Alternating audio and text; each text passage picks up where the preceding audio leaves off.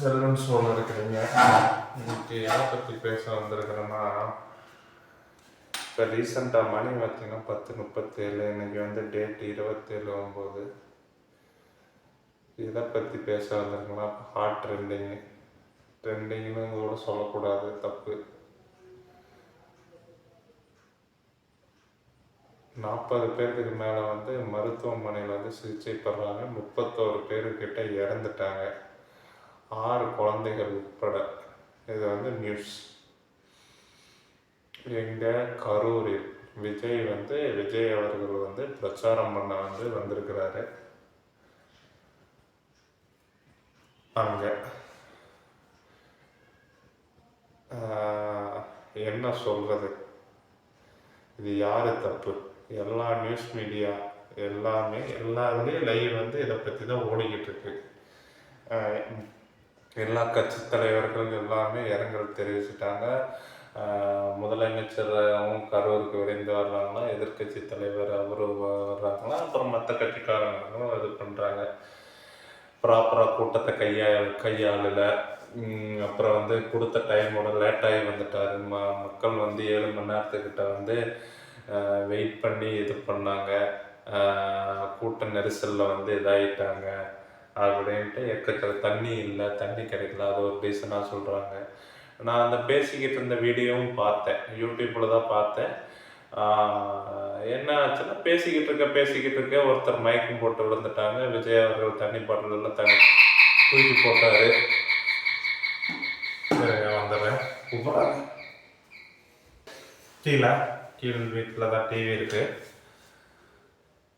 இப்போ வந்து 6 குழந்தைகள், 8 குழந்தை, 36 பேர் உட்பட இறந்துட்டாங்க, 8 குழந்தைகள் உட்பட. மத்திய அரசு வந்து அறிக்கை கேட்குதான். முதலமைச்சர் போயிருக்கிறாங்க, எதிர்கட்சி தலைவர் போயிருக்கிறாங்க, மற்ற தலைவர்கள் எல்லாருமே அங்கே இருக்கிறாங்க. இது யார் தப்பு? விஜய் தப்பா? இல்லை வந்து கவர்மெண்ட் ப்ராப்பராக செக் இன்ஸ்பெக்ட் பண்ணாமட்ட கவர்மெண்ட் தப்பா? யார் தப்பு? எல்லாரும் விஜய் பேசுகிறாங்க. கொஞ்சம் பேர் போலீஸ் சரியான இது கொடுக்கலன்னு போலீஸை பார்க்குறாங்க. போலீஸும் கஷ்டப்படுறாங்க. அந்த ஃபீல்டில் இருக்கிறவங்க, போலீஸுமே மொத்தமாக அவங்க ஃபீல்டில் இருக்கிறவங்களுக்கு தானே அந்த கஷ்டம் தெரியும். கான்ஸ்டபிள் அதெல்லாம் ரொம்ப கஷ்டமான ஒர்க்கு. ஏன்னா அவங்களும் அதே கூட்டத்தில் தான் ஃபேஸ் பண்ணணும், அவங்களும் அதே நெரிசலில் தான் இருக்கணும். எல்லாம் ஜிஹெச்சுக்கு எடுத்துகிட்டு போகிறாங்க, ப்ரைவேட் ஹாஸ்பிட்டலுக்கு எடுத்துகிட்டு போகிறாங்க. எனக்கு ஒன்று மட்டும் புரியவே இல்லை கைஸ். விஜயும் மனுஷர் தான், நல்லா சக்ஸஸ்ஃபுல் ஹீரோ, ரொம்ப பேர்த்துக்கு அவரை பிடிக்கும், ஓகே, தப்பு இல்லை. ஏன் கைஸ் அப்படி நேரில் தான் அவரை போய் பார்க்கணுமா? மக்கள் பேர்லேயே இதில் தப்பு இருக்குது. காலையிலேருந்து எப்படின்னா 5 மணி நேரத்துக்கிட்ட வெயிட் பண்ணுறாங்க. 5 மணி நேரம் 6 மணி நேரமா.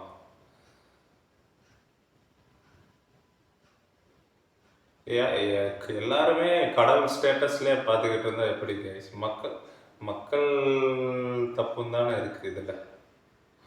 உன்னை வந்து யாரை கொத்துன்னு சொல்கிறது? உயிர் 6 குழந்தைகள் 8 குழந்தைகள் உயிர் போயிடுச்சு. மிச்சம் 30க்கு மேலே 28 பேருக்கு மேலே உயிர் போயிடுச்சு. பெண்ணு, ஒரு குடும்பத்தில் ஒரு முக்கியமான பெண்ணு, அப்பா அம்மா இருக்கலாம். விஜய் அவர் வேலையை பார்த்தாரு, சம்பாதிச்சாரு, அவங்க குழந்தைங்க நல்லா இருக்கிறாங்க, நல்லா படிக்க வைக்கிறாங்க, தப்பு இல்லை. அவருக்கு வந்து ப்ரொடெக்ட் பண்ண பாடி கார்ட்ஸ் இருக்கிறாங்க. பாடி கார்ட்ஸ் ப்ரொடெக்ட் பண்ணால் அவங்களுக்கு தெரியும், அவங்க ரோடில் வந்து இதாக மாட்டாங்க. அதுக்கேற்ற மாதிரி பிளான் பண்ணி வர்றாங்க. இப்போ பாதிக்கப்பட்டது யார்? சாதாரண பொதுமக்கள். நம்ம என்ன இன்க்ளூட் பண்ணிங்க, நானும் ஒரு பெரிய பட்டாக்கர்லாம் இல்லை. இப்போ 6 குழந்தைகள்லாம் எதுக்கு இப்போ அரசியல் கூட்டத்துக்கு கூட்டிகிட்டு போகிறீங்க? விஜய் ஹீரோ தான், நல்ல ஆக்டர் தான், டிவியில் பார்க்க வைக்கிறீங்க, ஃபோன் பார்த்தா திட்டுறீங்க. இல்லை, குழந்தைகள் வந்து 18 வயசு, வந்து 21 வயசுக்கு மேலானதான் ஓட்டு போட முடியும். 18 வயசுக்கு மேலானால் ஓட்டு போட முடியாது ஓட்டு போய் அதுக்கப்புறம் கம்மி பண்ணாங்க. குழந்தைகளுக்கும் அரசியல் மீட்டிங்களுக்கும் என்ன சம்மந்தம்? அப்படி போய் தான் பார்க்கணுமா? அது வந்து விஜய் வந்து நல்லா இது இப்பதான் கொஞ்சம் ஆர்கனைஸ் ஆகுற கட்சி. அது மாநாடா போட்டாலே அப்போ பிரச்சனை வந்துச்சு. எல்லாமே சேர் போட்டப்பவே அவ்வளோ கூட்டத்த கட்டுப்படுத்த முடியல. இது வந்து இப்ப சின்ன பசங்கள்லாம் வாலிப வயசு. இப்போ கூட்டத்த விஜய் பார்த்தோன்னே எகிறி குதிச்சு ஏறி விழுந்து தலைவா, தலைவா, தலைவா, தலைவான்ட்டு ஏறி குதிச்சு விழுந்து போயிருப்பாங்க. சின்ன குழந்தைய அடியில மாட்டிக்கிடுச்சுன்னா என்ன ஆகும்? என்ன ஆகும் சொல்லுங்க. நீங்க தான் சொல்லணும். அதில் வந்து நான் யாரையும் கம்ப்ளைண்ட் பண்ண வரதில்ல. சொல்லுங்க. அந்த குழந்தைய நம்ம என்ன இப்போ நானும் இப்போ என்னடா பாவப்பட்டுட்டு இப்படி தான் நினச்சிக்கிட்டே இருப்பேன். நைட்டு முழுசாக நினைப்பேன். பாவப்பட்டுட்டு போய் தூங்கிட்டு அடுத்த நாள் நாளான்னைக்கு வந்து வேலை இருக்குது, கஸ்டமர்கிட்ட பேசணும் இருக்கா, சேல்ஸ் பிடிக்கணும். நம்மளோட சேஃப்டியே ஃபஸ்ட்டு நம்ம தான் பார்த்துக்கணும். அங்கே கூட்டமாக இருக்குன்னு தெரியுதுல்ல, அப்புறம் எதுக்கு அங்கே போகிறீங்க? நான் இறந்தவங்களுக்கு இரங்கல் தான் சொல்லணும். இல்லை ஓவராலாகவே ஜென்ரலாகவே சொல்கிறேன். நான் கூட்டத்துக்குள்ளே இருக்கிறது ரொம்ப கஷ்டம். எனக்கு நல்லா தெரியும். அதுவும் நெருக்கிற கூட்டத்தில் இருந்தால் கீழே தட்டி விழுந்தா எந்திரிக்க முடியாது. ஒரு படத்துலையெல்லாம் பார்த்துருக்குறீங்களா? அது விஜயகாந்த் படமும் யார் படம், ஒரு குழந்தை தெரியாமல் தட்டி விழுந்துருவாங்க யாரோ. ஏறி ஏறி எல்லாம் முடிச்சுட்டு போயிடுவாங்க. அந்த மாதிரி தான் இருக்குது. அவர் வந்து பேசுறது லைவ்லயே இப்பதான் இன்டர்நெட் வந்துருச்சு, டெக்னாலஜி வந்துருச்சு. நம்ம கிட்டத்துல எப்படி ட்ரோன் ஷாட்ல வந்து அழகா நான் பார்த்தேன். ட்ரோன் ஷாட்ல அழகா காமிக்கிறாங்க. அப்புறம் எதுக்கு அங்க போய் நிக்கணும்? சப்போர்ட் பண்றீங்க ஓகே. ஆனா இதுக்காக தண்ணி இல்லாம, கஞ்சி இல்லாம, சோறு இல்லாம எதுக்கு இருக்கணும்? நம்ம என்ன கிமு 30ஆம் நூற்றாண்டுலயா இருக்கிறோம்? ஏஜ் ஆஃப் டெக்னாலஜி வந்துருச்சு. சதியெல்லாம் அபாலிஷ் பண்ணோம். சதியை அபாலிஷ் பண்ண நிறைய மூட நம்பிக்கைகள் இருந்துச்சு. எல்லா விஷயத்துலையுமே நல்லதும் இருக்குது, கெட்டதும் இருக்குது. அந்த நல்லதை விட்டுட்டு கெட்டதை விட்டுட்டு நல்லதை எடுத்துக்கணும். அதே மாதிரி தான் இந்த இதுவும் பெரிய பொலிட்டிக்கல் லீடர் இது வந்து விஜய்க்கு மட்டும் சொல்லிங்க, எல்லாத்துக்கும் தான் சொல்கிறேன். இந்த நக்கல் த்ரோட் கொடுத்து ஃபஸ்ட்டு வந்து நம்ம தான் நம்ம சேஃப்டி. நம்மளை நம்பி இருக்கிறவங்க, இப்போ அந்த குடும்பத்தை நம்பி இருக்கிறவங்க என்ன பண்ணுவாங்க? அந்த அம்மா அப்பா அந்த குழந்தைய மட்டுமே நம்பி இருக்கிறவங்க என்ன பண்ணுவாங்க? ஒரே பிள்ளையாக இருந்தால் இந்த மாதிரியெல்லாம் தயவு செய்து பண்ணாதீங்க. அவங்க இறந்தவங்க இரங்கல் தான், கஷ்டம்தான். அவங்களுக்கு உரிய இழப்பீடு வழங்கணும். இது என்னதான் இழப்பீடு வழங்கினாலும் போன வருஷம் திரும்பி வருமா? ஒரே பிள்ளையாக இருந்திருக்கும், நல்ல பிள்ளையாக இருந்திருக்கும், நல்ல இதாக இருந்திருக்கும். போன வருஷம் திரும்பி வரும். ஆக்சிடென்ட் யதார்த்தமாக 1, 2 ஆகிறத வந்து ஆக்சிடென்ட் வண்டி ஸ்லிப் ஆகிடுது. அது வந்து இறைவன் செயல். இதை வந்து இறைவன் செயல்னு சொல்ல முடியுமா? 1, 2 31 பேர் 40 பேர்த்துக்கிட்ட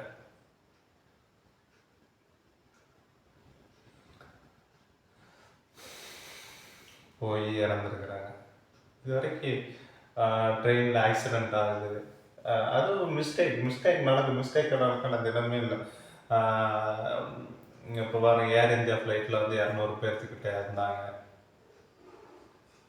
அது வந்து விபத்து, இன்ஜின் ஃபெயிலியர் ஆகி இதாகி இறந்துச்சு. சரி, இன்ஸ்பெக்ஷன் இது வந்து ஒரு ஆள் பேச போகிறதை வந்து பார்க்க போனதுக்கு வந்து விஜய் வந்து நல்ல தலைவராக இருக்கட்டும், பெரிய கிரேட் லீடராக இருக்கட்டும், எல்லாத்துக்குமே தான் நான் பொதுவாக தான் பேசுகிறேன், விஜய்க்காக மட்டும் பேசலை. பெரிய லீடராக இருக்கட்டும், ஆர்கனைஸ் பண்ணாத ஒரு ரீசனாக சொல்கிறாங்க. மக்களும் அதுக்கேற்ற மாதிரி புரிஞ்சுக்கிட்டு கூட்டத்துக்கு எது போகிறீங்க, லைவில் பேசாமல் வீட்டில் உட்காந்து பாருங்க, ஓட்டுக்கு போடுங்க. அவர் வந்து உங்களுக்கு வந்து என்னன்னா சிஎம்ங்கிறது வந்து யார், பிரசிடென்ட்டுங்கிறது வந்து யார் சொல்லுங்க. பிரைம் மினிஸ்டருங்கிறது யார்?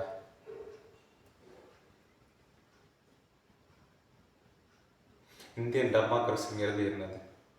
Elected representative to the people, by the people, for the people. மக்கள். இதில் எல்லாத்துலேயுமே மக்கள் தான் வர்றாங்க. மக்கள் தான் இங்கே எஜமானர்னு சொல்கிறாங்க. ஆனால் அந்த மக்கள் போய் ஒரு லீடரை நல்லதே பண்ணட்டுங்க, தப்பு இல்லைங்க. நல்லது பண்ணுறாங்க போய் பார்க்கறதுக்காக, அவர் பேசுறதுக்காக லைவில் அழகாக வருது. அதுக்காக கூட்டத்தை போய் சேர்ந்துட்டு கூட்ட நெரிசலில் போய் மிதிப்பட்டு சாகிறதுக்கு போகாமலே இருந்திருக்கலாம்ல. நீங்கள் தான் இப்போ திங்க் பண்ணோன்னே யாருக்கு ஓட்டு போட அதெல்லாம் ரெண்டாவது விஷயம். மக்கள் நீங்கள் தான் கிங்காக இருக்கணும்னா என்ன பண்ணணும்னா கரெக்டாக இருங்க. இந்த மாதிரி கூட்டத்துக்குள்ளெல்லாம் போகாதீங்க தயவுசெய்து. விஜய் எந்த பாருங்கள், எல்லாருக்கும் பேசுகிறது ஜட்ஜ் பண்ணுங்கள், எதுவும் நீங்களே ரிசர்ச் பண்ணுங்கள். ரிசர்ச் பண்ணி பேசி முடித்து அதுக்கப்புறம் வந்து ஓட்டை போடுங்க. எல்லா நியூஸுமே ஃபோனில் வந்துடுது. உலகம் உள்ளங்கையில்னு சொன்ன மாதிரி அந்த காலத்தில் வேணால் எம்ஜிஆர் அண்ணா பீரியடில் வேணால் கலைஞர் அண்ணா காமராஜர் பீரியடில் வேணால் தொலைக்காட்சி இருக்காது, வானொலி இருக்காது. அப்போ வந்து நேரில் பார்க்க போனால் ஒரு நாய் இருக்குது. இது age of social media guys. யார் வேணாலும் பேசலாம், என்ன வேணாலும் பேசலாம். அதுக்கு வாய்ஸ் இருக்கிறவங்க இதில் பார்ப்பாங்க. முடிஞ்சு போச்சு. சரி, இப்போ என்ன சொல்ல வர்றாங்கன்னா, யாருமே பெரிய ஆள் இல்லை, எல்லாருமே மனுஷங்க தான். நல்லது செய்யணும்னு நினைக்கிறவங்க வரவேற்கலாம், தப்பு இல்லை. ஆனால் அதுக்காக இந்த கூட்டத்துக்குள்ளே இந்த மாதிரி தலைவான ஒருத்தர் மேலே ஒருத்தர் விழுந்து கூட்ட நெரிசலில் சாக வேண்டிய அவசியம் இல்லை. மனசுக்கு பிடிச்சிருக்கா இங்கே லைவில் பாருங்கள், பேசுகிறதெல்லாம் இவர் நல்லா பண்ணிடுறாரு, எமோஷனல் டச் பண்ணுறாரா, சந்தோஷம். ஓட்டு போடுறது அப்போ ஓட்டு போடுறது பிடிச்ச தலைவருக்கு அவ்வளோதான், முடிஞ்சு போச்சு. அவர் எலெக்டட் ரெப்ரசன்டேட்டிவ் நல்லது செய்கிறாரான்னு பாருங்கள். நல்லது செய்தின்னா அடுத்ததற்கா வேறு யாரும் நல்லது செய்வாங்க அப்படின்னு சொல்லி ஓட்டு போடுங்க. அப்படி இல்லை, யாருக்குமே பிடிக்கலன்னா நோட்டான்னு ஒரு ஆப்ஷன் இருக்குது, அதுக்கு போடுங்க. அதை விட்டுட்டு எல்லாத்தையும் போய் கடவுள்னு கும்பிட்டு இப்போ இப்படி ஆகிப்போச்சேன்னு எனக்கு ஒரு வருத்தம், வேறு ஒன்றும் இல்லை. அப்புறம் வந்து ஃபஸ்ட்டு வந்து அதான் ஆர்கனைஸ்மெண்ட்டு. ஏன்னா மாநாடுங்கிறது வந்து ஏற்கனவே ப்ரீ பிளான்டாக நடக்குது. இது வந்து பிரச்சாரங்கிறது வந்து போகிற வழியில் அப்படியே மக்களை கூட்டம் சேர்ந்துட்டுனா இங்கே வர்ற எத்தனை மணிக்கு நீங்களும் வந்துடுங்க அப்படின்ட்டு பேசிவிட்டு அது அவங்கவுங்க இன்சார்ஜ் அவங்கவுங்க எடுத்துக்கணும். மற்றது வந்து இந்த மாதிரி திருட்டு இந்த மாதிரி நடக்குது, போலீஸ் வந்து ஒரு அளவுக்கு பந்தோபஸ்து கொடுப்பாங்க. ஆனால் அதில் இந்த மாதிரி அச்சம்பாத ஏதோ ஒருத்தர் இதாக நினச்சி கிட்ட போய் நின்று பார்க்குறதுக்கு அவரும் மனுஷன்தான், நல்லா இப்போ சக்ஸஸ்ஃபுல் ஆக்டர் தான், தப்பு இல்லை. ஆனால் இப்படி இந்த மாதிரி போய் ஏறி மேலே விழுந்து மரத்துலேருந்து தாவுறது இதெல்லாம் ரொம்ப தவறான விஷயம். இது எல்லாத்துக்குமே பொதுவாகவே தான் சொல்கிறது. அதனால மக்கள் வந்து ரெஸ்பான்சிபிளாக திங்க் பண்ணி உங்களுக்கு பிடிச்சவங்களை வந்து இந்த மாதிரி நம்ம சேஃப்டி தான் நமக்கு முக்கியம். நம்ம என்ன வெள்ளைக்காரங்க காலத்துலையா இருக்கிறோம், என்னது போர்க்கொடியை தூக்கிக்கிட்டு போயிட்டு போராட்டம் பண்ணி இது விடுதலை பெற போகிறோம். இது நம்ம விடுதலையான நாட்டில் தானே இருக்கிறோம்.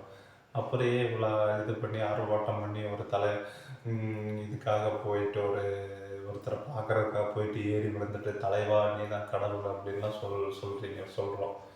இன்க்ளூடிங் எனக்கு சில தலைவர்களை பிடிக்கும். ஆனால் நேரில் பார்த்தா கூட்டம் இல்லைன்னா போய் நேரில் பார்க்கலாம். அவ்வளோ கூட்டத்திற்குன்னு நம்மளோட சேஃப்டி இதுக்கு தாண்டா லிமிட்டு, நம்ம பேசாமல் பேக்கிங் பண்ணி வீட்டுக்கு போகணும் அப்படின்னு போகணும். அவங்க வந்து எல்லா சேஃப்டி ப்ரிப்பேர் பண்ணிட்டு தான் வருவாங்க. ஏன்னா அவங்கள்ட்ட வந்து பணம் இருக்குது, பலம் இருக்குது, பவர் இருக்குது, ஃபோர்ஸ் இருக்குது, எல்லாமே இருக்குது. நம்ம வந்து சாதாரண மக்கள் நம்ம லிமிட்டை தெரிஞ்சு நம்ம இது செயல்பட்டு நம்ம உழைத்து அந்த மாதிரி நல்ல மக்களுக்கு நல்லா செய்யணும்னு நினச்சி பண்ணால் ஒரு பெஸ்ட்டு இருக்குது. இப்படி போய் பண்ணிட்டாங்களேன்னு எனக்கு வருத்தமாக இருக்குது. நீங்கள் என்ன சொல்ல முடியும், ஐயோ அம்மான்னு கதர்னா வருமா, வராது. போனால் உயிர் போனாங்க, ஒரு செகண்டில் முடிஞ்சு வச்சா.